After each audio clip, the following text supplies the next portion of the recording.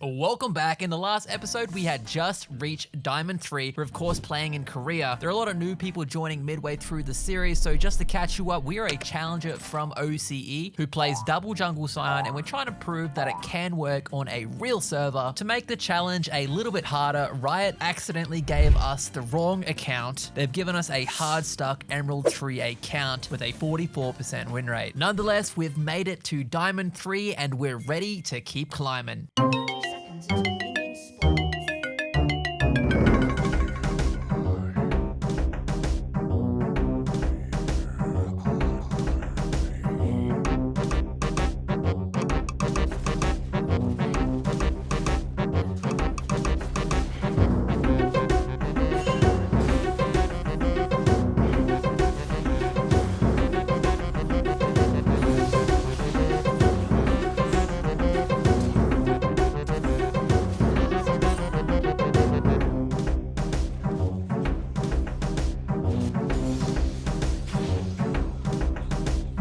After we set Elise very far behind, the Skarner got to free farm and he uses that advantage to kill the Yasuo. Elise is now farming the mid lane because we've taken every single camp. While that's happening, I'm taking both of the scuttles and the Skarner is cleaning up the camps that he missed. Given my location and the Elise retreating, this looked like a promising gank. So after securing the Scuttle Crab, I head straight to the top lane. It was very clearly warded, and Aatrox into Sion greatly benefits the Aatrox because he can always cancel my Q. We've also got the additional problem that Elise has no camps. As I explained, we took them all. So he's got nothing to farm, which means he's gonna farm us instead. We just shouldn't have taken this gank. It ends up being 2 kills for the enemy and 1 for the Yone. I'm not gonna let that one little mistake hold us back. We're still significantly ahead of the enemy team.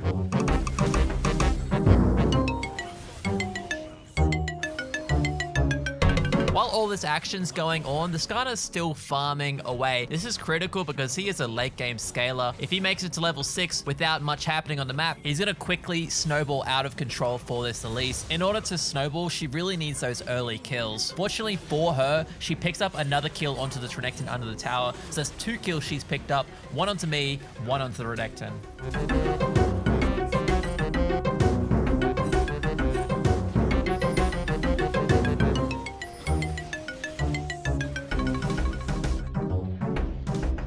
Wah, wah. First game of the day, misclick. If we got that auto attack, without a doubt, Elise would be dead. So it's a big mistake by us again. That's 2 of them in 1 game so far. There's no point dwelling on it. I path back to the mid lane and this Yasuo is still overextending. He's up against a Renekton who has a point and click stun and a double dash. He's also still got no summoner spells, so he's an easy pick for us to go for. Just like everyone else, I make plenty of mistakes, but what I do is I adapt from them quicker than the average person. You can see I didn't go top this time. I went to blue, and I waited until Skarner was there to help us, and then we take the dive onto this Aatrox. Because we have 3 people showing for a top dive, I'm already aware that this Elise is going to be trying to 3v1 dive the bot lane. They always feel pressured, plus it's the correct move to do, so I make sure to recall as soon as possible and head straight to the bot lane.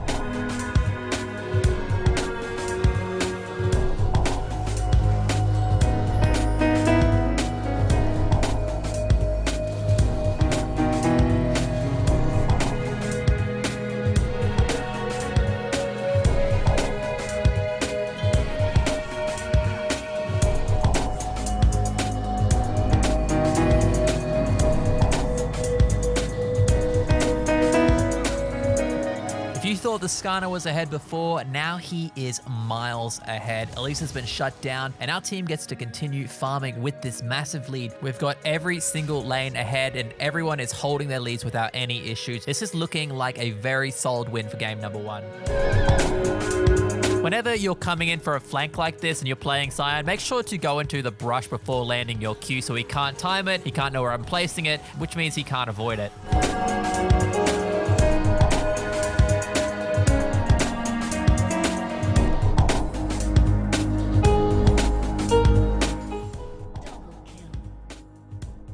It's always a great sign when your team is murdering everyone on the other side of the map. They end up killing the Braum, which is why I come for this tower dive in the bot lane, but we ended up staying here for way too long, which does read as he knew I was there, which obviously he does. The problem is he timed his back to the tower with the minion wave dying, and this puts me in the awkward position. I didn't need to go in, so this is completely my fault. I end up baiting both myself and the Kaiser, which gives over a decent amount of gold because we have shutdowns. This is one of my favorite features that Riot added, the ability to say sorry. It's universal. Doesn't matter what language they speak, they understand that I know it was my fault and I apologize.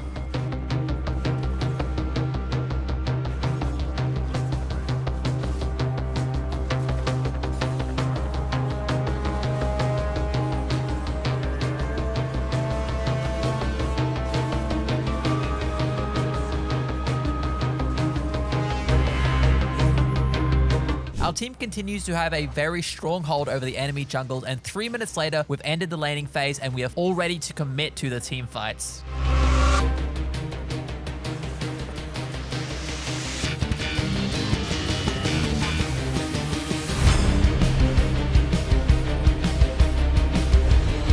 That was such a nice ult by us, but unfortunately the Skarner had a little bit of anti-synergy when he pulled them away with his ultimate. Even though we died, Renekton secured that top tier 2, which is worth more gold than our death handed over, so net positive overall. The time is now 20 minutes and the score is 16-28 in our team's favor. We are just miles ahead. This Xayah was expecting us to go to the Drake after killing 2 people in the bot lane. We decided to go for the kill on her. The reason being, if she's dead, we could easily take the Baron, which is exactly what we end up doing. Sometimes the Drake is just an unnecessary objective for winning. When you're super far ahead, your goal should just be to close out ASAP. You don't want them catching up. The game has a lot of mechanics in it that allows the team that's behind to catch back up, and the longer it goes for, the easier that becomes. So quit going for those minor objectives when you could just go straight through and end the game. With that, we finish game number 1, gaining 21 LP. So now we're on Diamond 3, 36 LP, heading into game number 2. In this match, we are up against a Karthus. This is one of my favorite matches to play double jungle into, mainly because a lot of the time they don't run flash. Another reason is because they are very reliant on that blue buff, which makes it very easy for me to know exactly which camp that they're going to be starting on. Focusing back in on this game in particular, the Karthus decided not to start on that blue because he knew we warded it. He kind of guessed what we were trying to do, but we still managed to find him at these wolves and we stopped him in his tracks. Now we're trying to expand to other camps, but we quickly find ourselves in some trouble.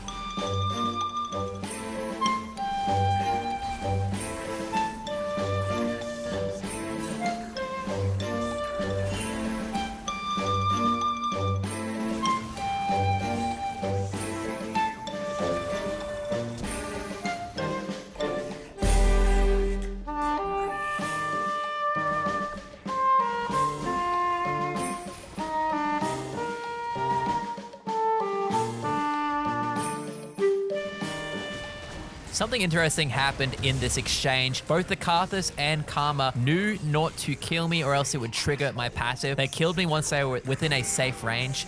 It's very hard to coordinate such things. A lot of the time, someone's going to try and KS that kill. I thought it was pretty smart, and it was also a very clear reminder that we were no longer on OCE.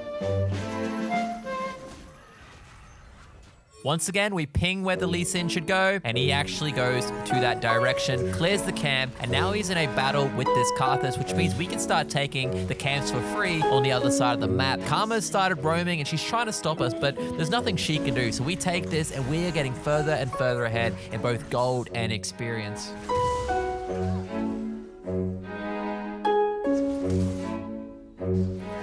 The age-old question of the ADC falling behind, what are you gonna do? Well, as you just saw, the ADC was killed in the 2v1, and I do whatever I can to help him get back in, including pushing the cannon minion over in his direction. I then recall right in front of the minion wave to let the other team know that I'm recalling, and then immediately I go straight back to that lane instead of roaming and sneak my way into the brush so that I could surprise the enemy.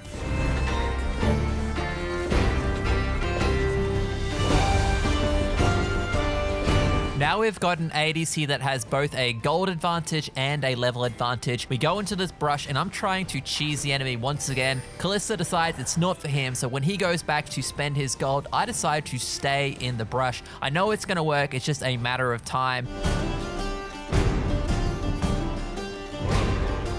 It's now 10 minutes into this video. I'm assuming you're enjoying it, so if you are, feel free to leave a comment, like the video. It really helps out. This series takes forever to make. The more comments we get, the more likes, the more views, which means the more videos I make for you guys in the long run. I don't know what's going on. My clicks are still out of this world, but we don't let that stop us from hunting the enemy down.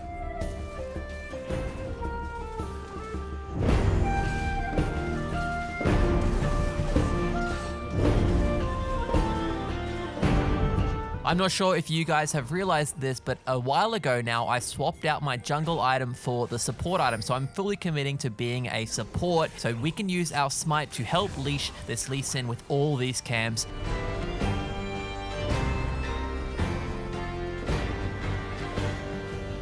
It's important for you guys to understand when and why I'm swapping out between double jungle and support, not only in the lobby, but mid-game. In this case, I wasn't even losing the double jungle. We were being quite successful. It's just that it's better off for me to go to the bot lane because I can make more gold. There's a lot more risk in me going to the jungle and handing gold back to Karthus rather than coming to a lane that's already winning and a winning matchup. Well, it would be winning if this Kalista didn't use his R like this.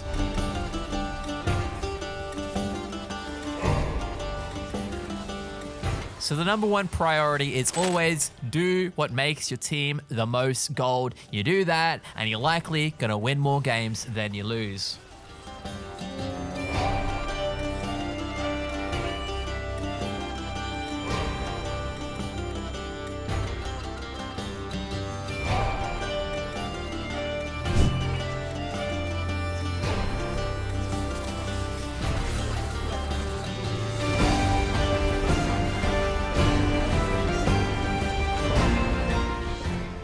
I gotta admit, guys, it is significantly more fun to play on this server. Everyone just works together. You see a play in your head, you make it, and it just works out because everyone commits.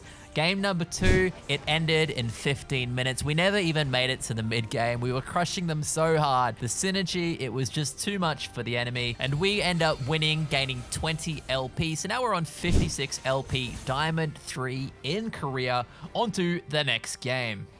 Game number 3, we are versing an AP Cog. This was a very popular pick in Korea. I start the lane off as I always do. I walk forward, Q the Kog'Maw. Doing this not only lowers his health, but it also means that he can't push the wave and fight for level 2. And with that level 2, our ADC is playing phenomenally. He's landing all his combos to perfection, and this allows us to not only pick up that free kill onto the Pyke, but we then also get one onto the Kog'Maw, forcing the Kog to miss that full wave. We are setting this lane up perfectly, and it's all thanks to this Caitlyn. We've reset, spent our gold, and I've snuck into this bottom brush before the Caitlyn shows up. In the enemy's mind, I'm following behind the Caitlyn, and she's rocking up first. They don't realize we've been sitting here waiting for them. They've stepped straight into our trap.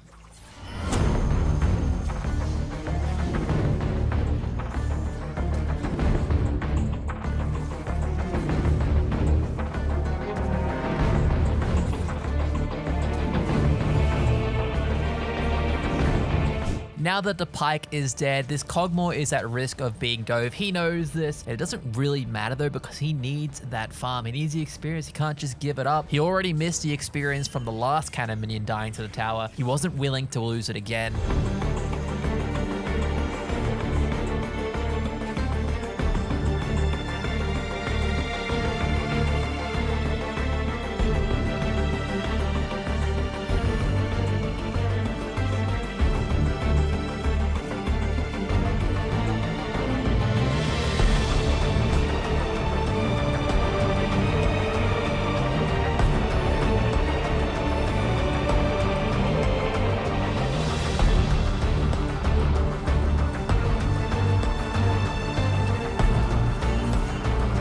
I'm not sure what was going on, but for whatever reason, my clicks today were not very good. I kept slightly misclicking everything, and we saw in the earlier game that actually cost us a kill. In these scenarios, it's not really affecting us, but still, it's quite frustrating.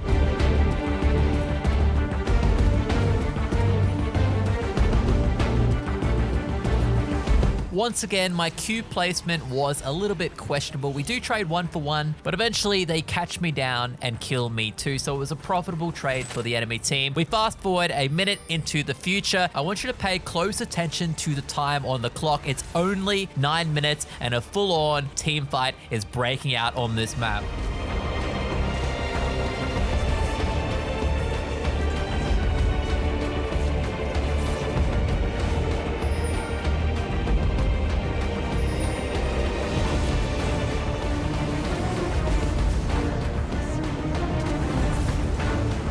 It's kind of funny to think about how a massive brawl like this occurs and then everyone just goes back to their lane like nothing happened. That's Korea summed up for you.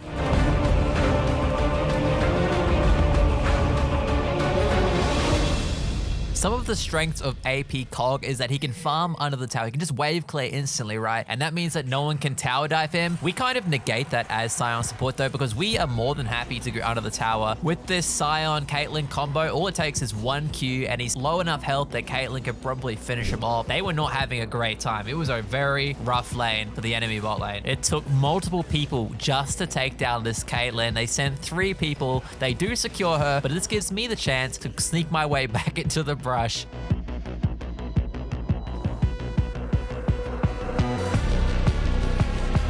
And of course, once my ADC dies, I'm going to do everything in my power to catch them back up. And that means freezing the wave instead of killing it. All that gold that Caitlyn just lost, she just makes it up right there.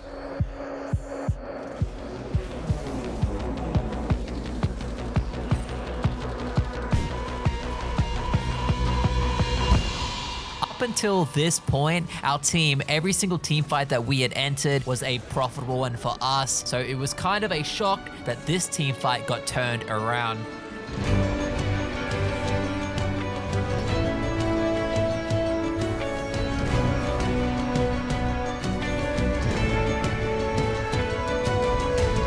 One by one, the enemy started picking us off. Now the scoreline has gone from a 5-kill gap down to just 1.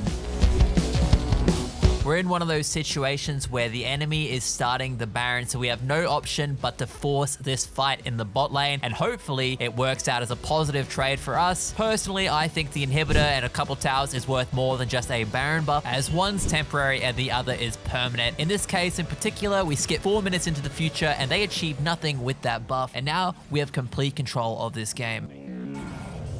2 members of the enemy team are currently dead and we have our pick of what to go for. Our team decides to go for the bottom inhibitor while I split apart and use the minions to open up the mid. I want to set us up to get another inhibitor in the future, and my team doesn't seem to agree with my choice. I'm more than happy to die to open this up, but the fact that they're disagreeing tells me that my skill level is likely much higher than Diamond 3 in Korea.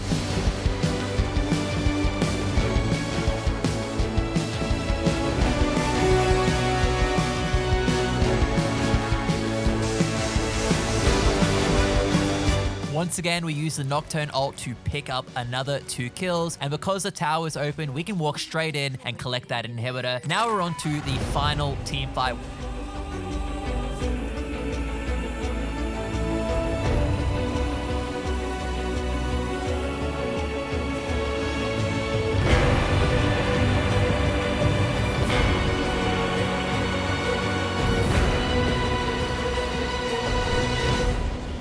Game number 3 finishes off in a very clean fashion. We pick up 19 LP, so now we're only 2 games away from Diamond 2. In the last video, we had 2 new members join. Shout out to Vladen and Dovid.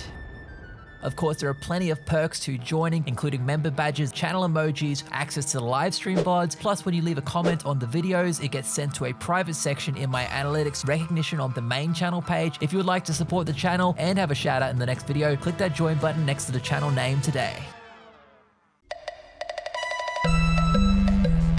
In game number 4, we are playing double jungle Sion. We've invaded, dropped the wards, and our jungler crossed over to our side where he met the enemy Vi trying to sneak his camps.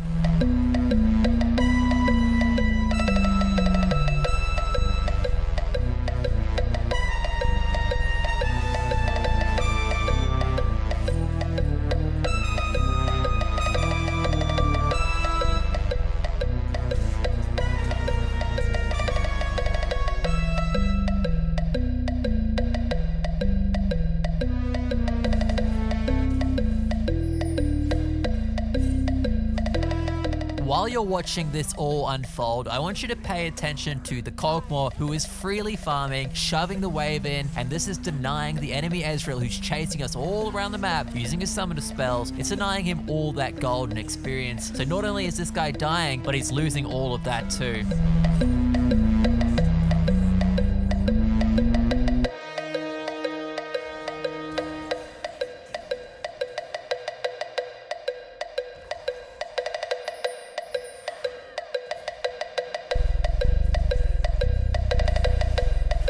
Absolutely brutal for this fight. And look at this. I come back to take the red. I ping him careful. He's already got one red. That's why I want it. And he clearly understands this, moves over without an argument.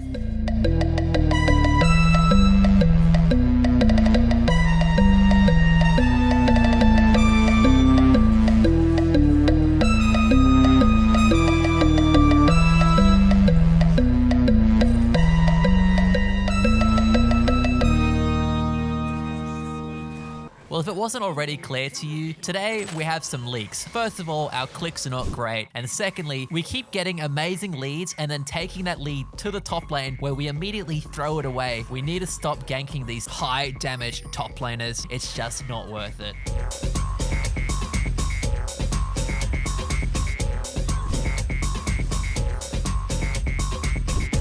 Yes, you are watching correctly. I decided to try my luck against this Darius once again.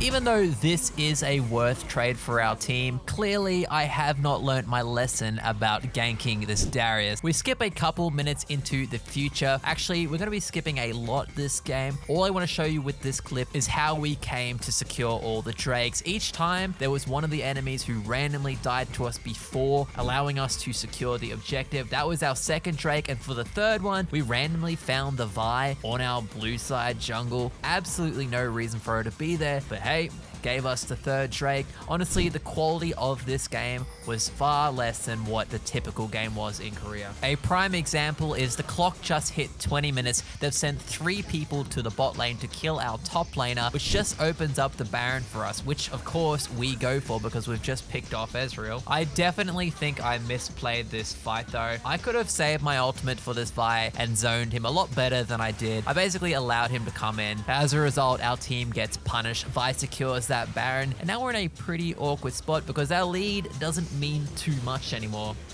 Things go from bad to worse. The 4th Drake, which we need, the Mountain Soul, has just spawned, and our jungler immediately gets caught and a fight breaks out. Even though the fight starts off really poorly for us, we have an AP Kog'Maw, and there are a couple of them that are quite low. I figured maybe I can clean them up with my ult, but I ended up getting baited into the Zillion ult and then dying. This means we miss out on our primary win condition, which is that Mountain Soul. It would have been amazing on the Mundo.